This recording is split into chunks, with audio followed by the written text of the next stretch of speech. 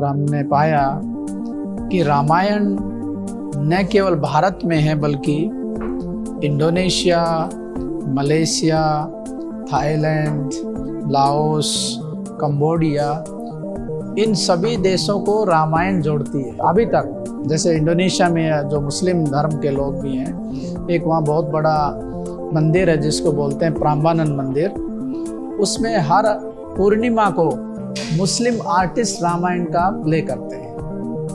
रामायण को जैसे बहुत नेशनल कोई बहुत बड़ा प्रोग्राम होता है राष्ट्रपति भवन में जहाँ भी, तो वहाँ रामायण का मंचन होता है। 2009 में मैंने सब वहाँ की नागरिकता ली। वहाँ के राज्यपाल चाहते थे कि भारत का कोई यहाँ रहे जिससे कि भारत से मधुर संबंध बने। बाली के लगभग 1 करोड़ के आसपास हिंदू धर्म के जो मानने वाले हैं, जो भारत के प्रति गहरी आस्था रखते हैं। हर हिंदू चाहता है कि मैं एक बार गंगा स्नान जरूर करूं। 15वीं शताब्दी तक भारत और इंडोनेशिया एक ही थे। हाँ, कोई दूर 15वीं शताब्दी तक हिंदू धर्म ही था। वहाँ पूजा करते हैं, आप सुनते होंगे जम्बू द्वीपे भरत खंडे। तो जम्बू द्वीप था, ये कोई भारत के लिए नहीं बोला, पूरे साउथ ईस्ट एशिया के लिए था। भारत तो उसमें एक खंड है। जब एक हम सवाल उठाते हैं कि राम कब पैदा हुए, दशरथ पुत्र राम की जब बात करते हैं, भगवान श्री राम की बात करते हैं, जो आस्था का सवाल है वो कब पैदा हुआ, इसका कोई रामायण से या हम कहीं से प्रमाण देते? बहुत से लोग तो प्रश्न भी करें, राम तो थे ही नहीं, ये थे काल्पनिक हुआ है। जी जी जी। तो अगर काल्पनिक होते तो पूरे साउथ ईस्ट एशिया में ऐसा थोड़ी हो सकता है, वो तो एक कंट्री में होता। बाली में भी रामायण का तो जैसे कोई शादी होती है, कोई पूजा होती है, वहाँ पाठ होता है, रामायण का पाठ होता है। तो जब भी कोई मंत्री, बड़े मंत्री, मैं सबसे आगे रहता था माला लेके। तो मुझे बड़े पसंद थे जो भी लीडर, तो लगता था लीडर है वही है असली। मैं सबसे पहले लीडर को ही देखता था। वहाँ के राजघराना जो है चौक रत्मादी जो राजा हैं अभी, तो उन्होंने कहा कि आप, मैं योग बहुत जनता को योग पढ़ाया, मेरा नाम अच्छा था, तो उन्होंने कहा आप चुनाव क्यों नहीं लड़ते जिससे कि भारत में हमारा अच्छा संबंध बना रहे। 2019 में हमने ट्राई किया और हम उस समय 8000 वोटों से जीते। हमारे लीडर्स हैं मिस्टर सूर्य धर्मा पालो। हाँ, उनका वो मुस्लिम है लेकिन जो नाम है संस्कृत का है। भारत इंडोनेशिया के जो संबंधों की हम बात करें, उतार चढ़ाव भरे रहे हैं। अगर तीनों प्रधानमंत्री के कार्यकाल के परिप्रेक्ष्य में आपसे बात करें तो कहाँ खड़ा पाते हैं भारत को? टैगोर ने कहा, मैं बाली में जहाँ भी गया इंडोनेशिया में मुझे भगवान दिखाई दिए। और उन्होंने वहाँ एक हमारी कंस्टिट्यूएंसी में गांव है मुंडुक गांव, वहाँ कुछ दिन रह करके कविताएं लिखी वहाँ से।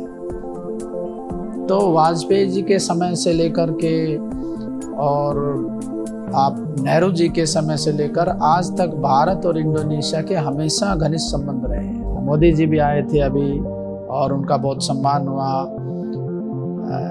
इंडोनेशिया में। अब तो मोदी जी को तो बच्चा बच्चा जानता है वहाँ। पहले हमें बड़ी चिंता रहती थी हमारा भविष्य बच्चों का क्या होगा, पर अब हम बिल्कुल आश्वस्त हैं। भारत के बच्चे और विश्व में जहाँ भी मैं जाता हूँ वो हमारे से बहुत ज़्यादा एडवांस हैं।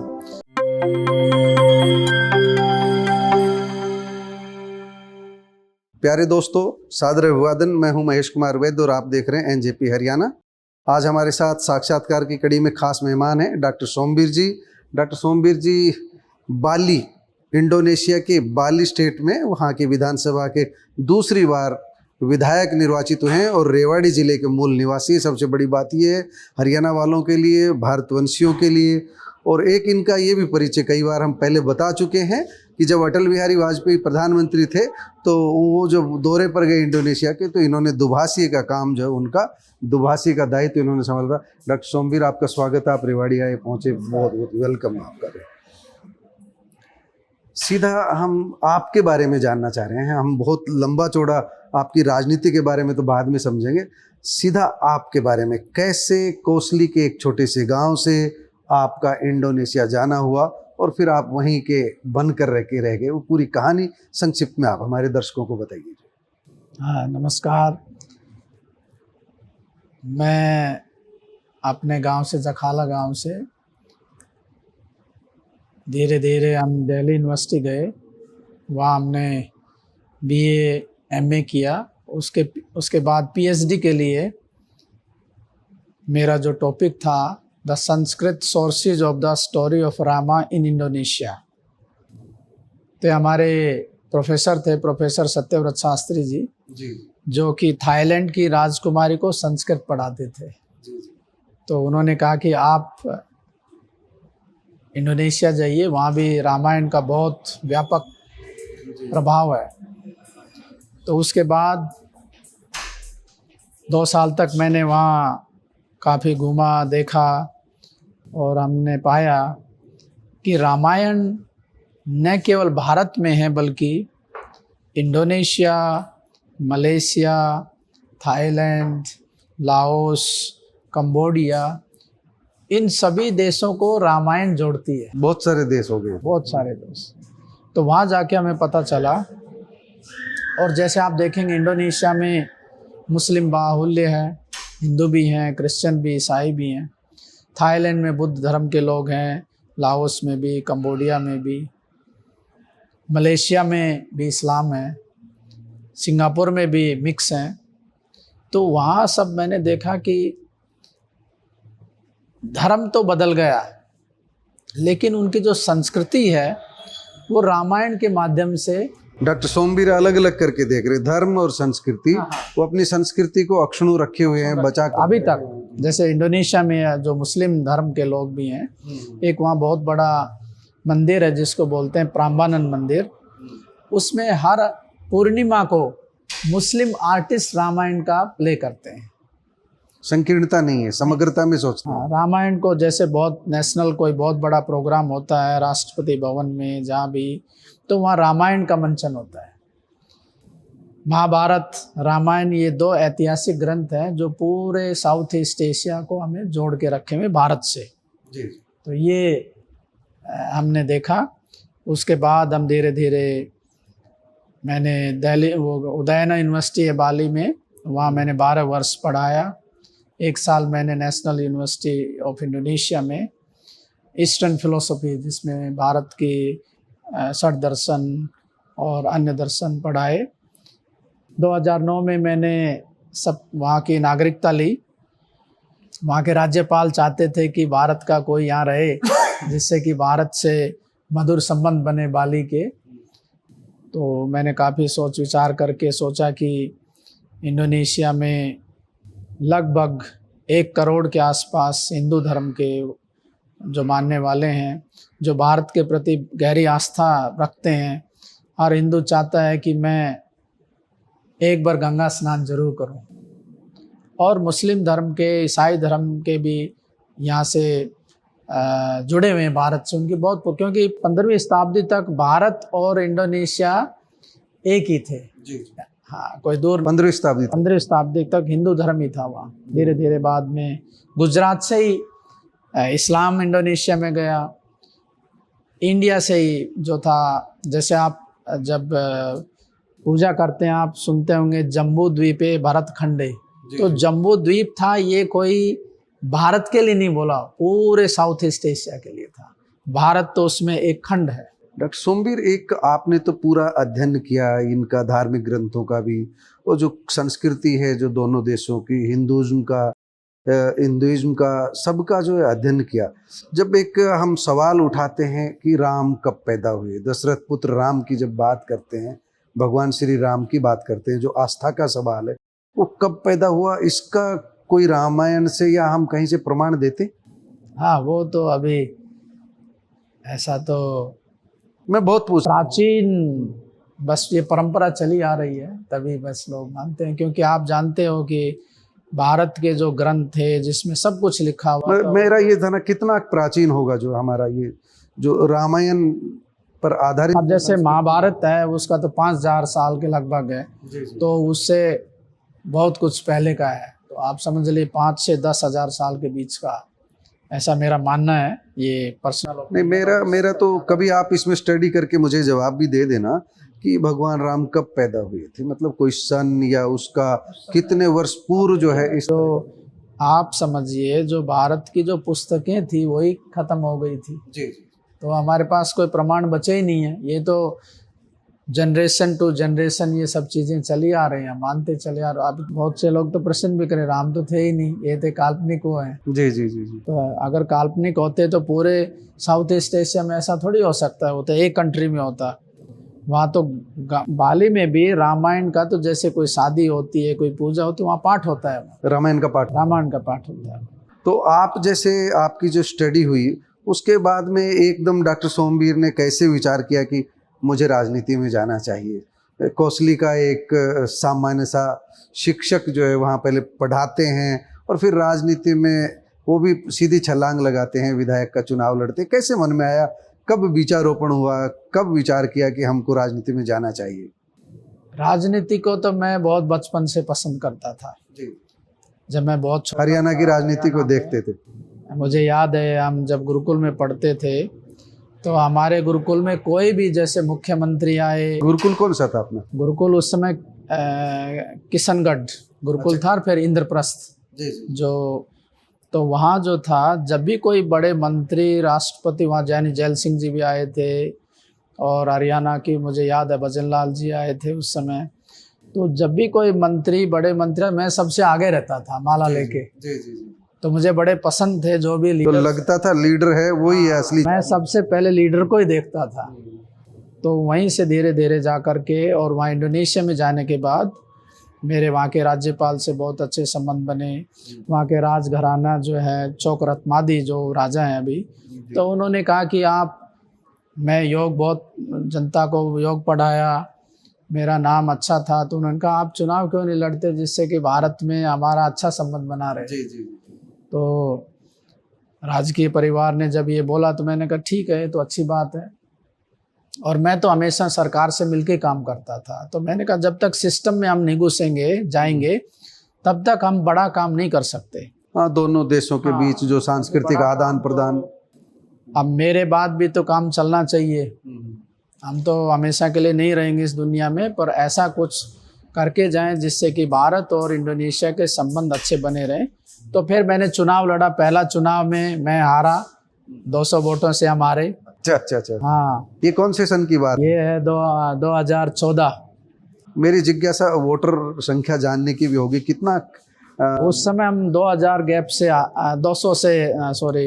200 वोटों से हारे थे। तो वोटर्स कितने होंगे उसमें, कितने मतदाता थे?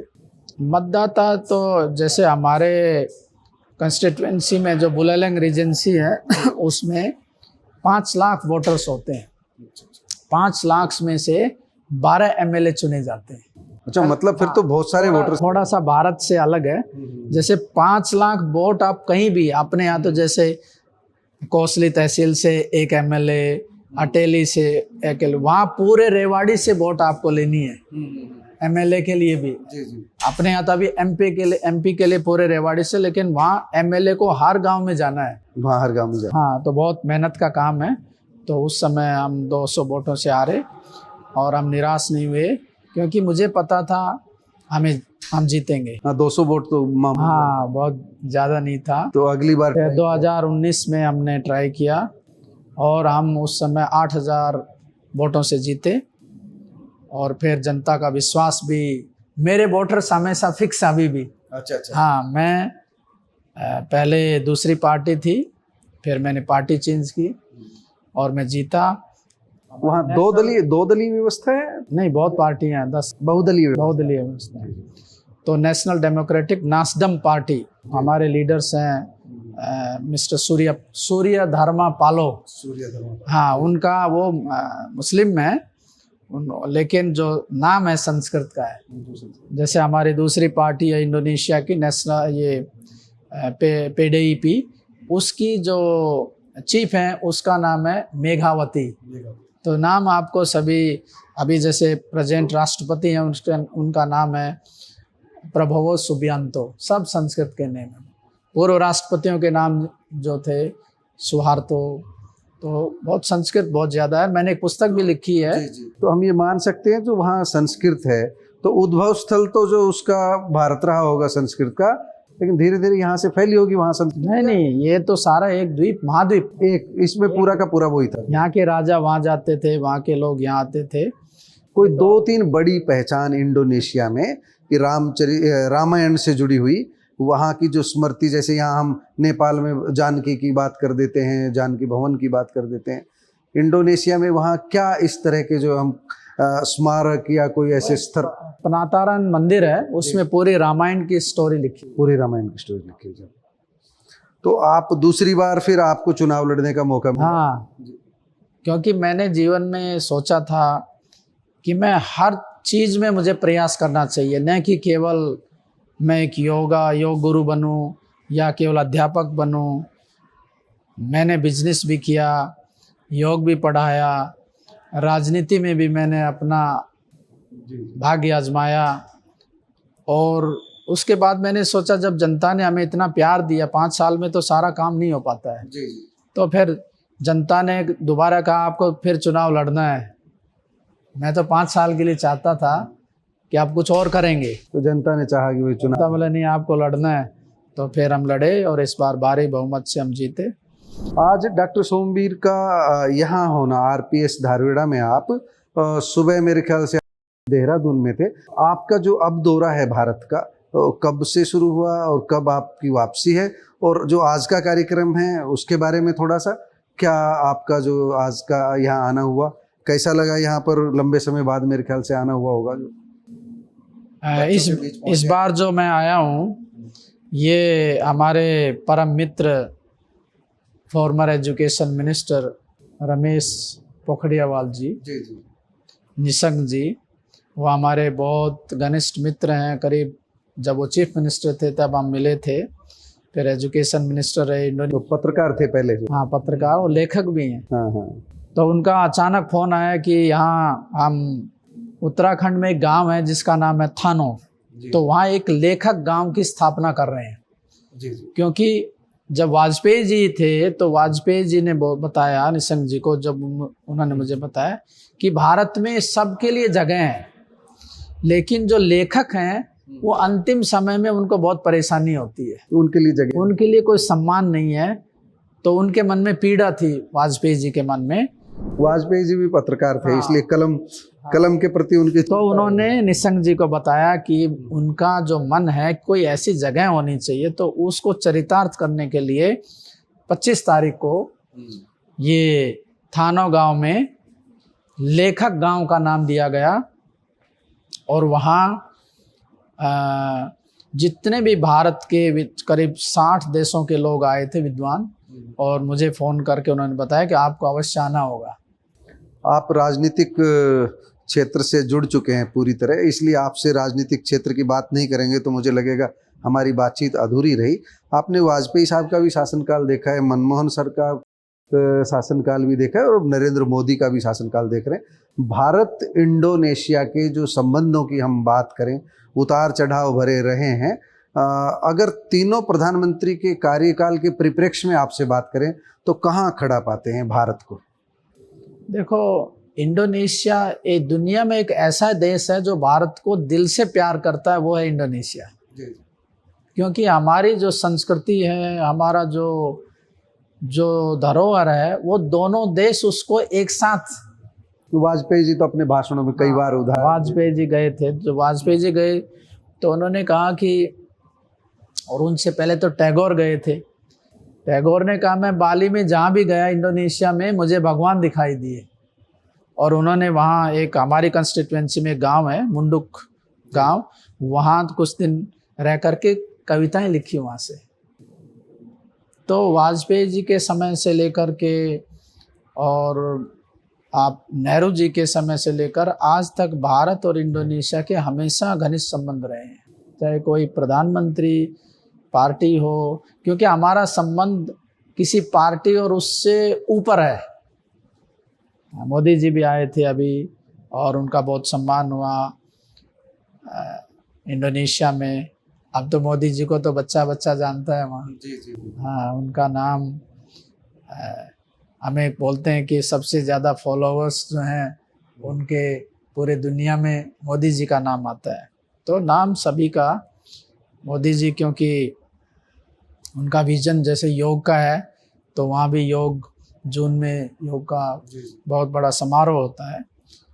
तो आपका वाजपेयी जी का जो आपने दुभाषिए की जो भूमिका निभाई थी, वो कैसे क्या हुआ था, वो प्रसंग जो है हमारे दर्शकों को आप बता दीजिए। हाँ, मैं उस समय विदेश मंत्रालय भारत से जुड़ा हुआ था, भारतीय नागरिक था, और एक अपने ICCR है, Indian council for cultural relations, तो उस समय मैं उनके लिए काम करता था।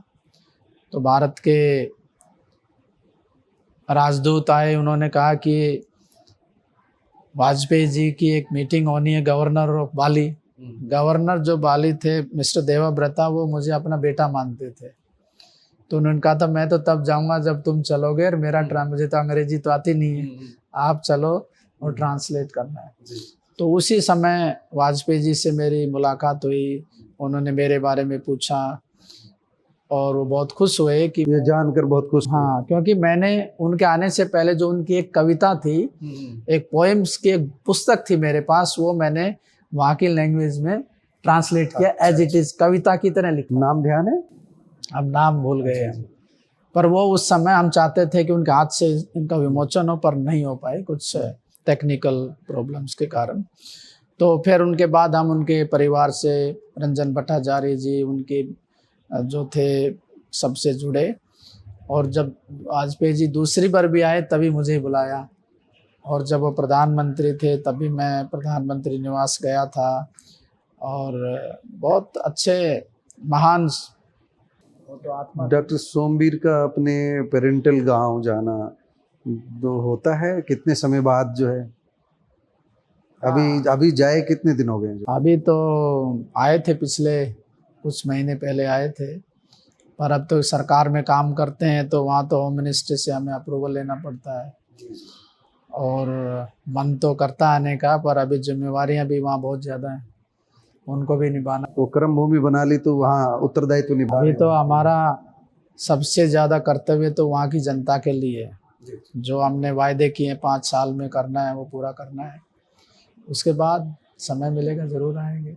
बीच बीच में तो आते रहते हैं, अगर कोई, जैसे अभी ये अपने माननीय निशंक जी का जो निमंत्रण था, क्योंकि वहाँ तो अपने पूर्व राष्ट्रपति रामनाथ कोविंद जी भी आए थे, और वहाँ के राज्यपाल पुष्कर धामी जी जो चीफ मिनिस्टर हैं, तो सभी लोगों से मिलते हैं, उनसे मिल कर के तो एक दूसरे का हम आदान प्रदान करते हैं विचार, और सीखते भी हैं। जितने हम आगे बढ़ते हैं उतना नई सीखने को मिलता। जैसे आज स्कूल में आए बच्चों के पास, वहाँ कुछ नई ऊर्जा मिलती है, बचपन याद आ जाता है। हाँ, बचपन भी। अब तो आजकल के बच्चे तो मुझे लगता है हमारे से बहुत आगे हैं। हाँ, ये नई जनरेशन से क्या हम कंपेयर नहीं कर सकते। पहले हमें बड़ी चिंता रहती थी हमारा भविष्य बच्चों का क्या होगा, पर अब हम बिल्कुल आश्वस्त हैं। भारत के बच्चे और विश्व में जहाँ भी मैं जाता हूँ वो हमारे से बहुत ज़्यादा एडवांस हैं, बहुत टैलेंटेड हैं, बहुत उनकी सोच हमारे से बहुत आगे है, और वो हमारा पूरा विश्व सुरक्षित रहेगा उनके हाथों में, मैं मानता हूँ ऐसे। आपने डॉक्टर सोमवीर जी की बातें सुनी, बहुत साफ गोई से इन्होंने अपना सफ़रनामा बताया है, और इसी तरह फिर अगली मुलाकात किसी दिन होगी, इंडोनेशिया में होगी, भारत में होगी, ये देखेंगे। आपका बहुत बहुत धन्यवाद डॉक्टर सोमवीर जी।